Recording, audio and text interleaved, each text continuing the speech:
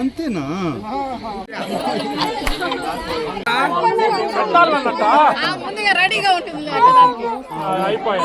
అలా చేసుకున్నాడు అనమాట మా ఫిజ్ గాడు గుండు ఫంక్షన్. ఇక మా అందరికీ ఒక సినిమా చూపించాడు.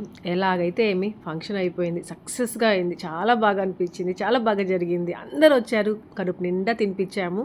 ఫుల్ వ్లాగ్ లింక్ కింద పెడతాను, చూడకపోతే చూసేయండి.